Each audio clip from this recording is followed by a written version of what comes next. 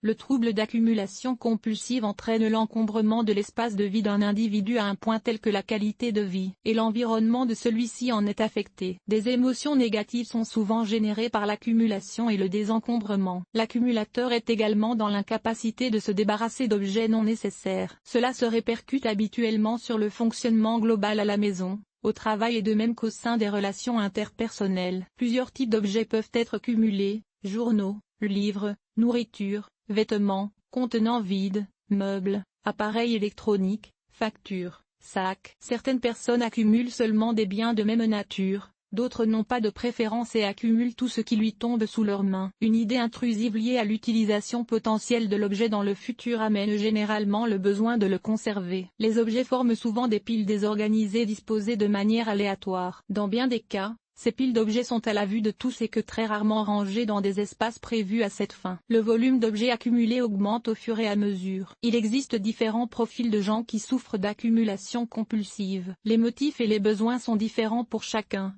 Vouloir sauver les objets brisés accumulés pour aider les autres ou donner à une noble cause, vouloir être écologique, accumuler les objets pour leur donner une deuxième vie, association émotionnelle aux objets, souvenirs d'enfance ou familiaux, vouloir se garder informé, accumuler journaux et autres sources d'informations dans le but de les lire et relire, se dire un jour peut-être je vais en avoir besoin, on ne sait jamais. Difficulté à tolérer le doute et l'incertitude de l'utilisation potentielle des objets, avoir la peur de jeter quelque chose par inadvertance. Souvent liée à l'accumulation de déchets à ce jour, la thérapie cognitive et comportementale a réussi le mieux à démontrer scientifiquement qu'elle pouvait traiter le trouble d'accumulation compulsive. Cette approche se base sur le principe que les difficultés vécues s'expriment selon les liens observés entre les pensées, les émotions et les comportements. Il s'agit d'une approche proactive et axée sur les solutions concrètes. Elle fait appel à des stratégies et à des outils spécifiques aux difficultés évaluées, lesquels permettent de réduire les symptômes physiques,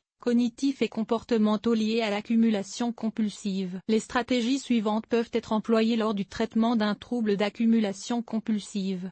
Restructuration cognitive. Travail au niveau des croyances liées au besoin d'accumuler et au désencombrement. Gestion des mécanismes d'évitement. Psychoéducation.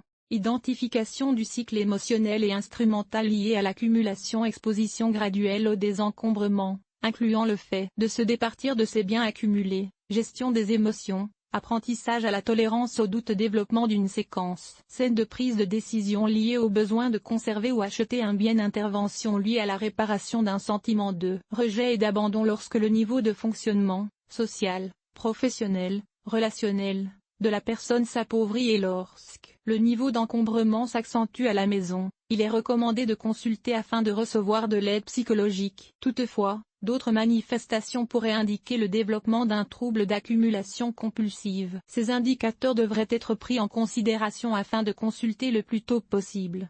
Émergence de compulsions de rituels de tri ou d'évitement menant à l'incapacité à se départir d'objets, achats compulsifs ou dépenses excessives. Difficulté à se débarrasser d'objets. Difficulté à contrôler son envie d'acquérir ou d'accumuler des objets. Doute persistant lié à l'utilisation potentielle d'un objet au cas où acheter plusieurs fois le même item. Ne pas déballer ou utiliser les objets achetés. Attachement émotionnel irrationnel aux objets. Évitement généralisé.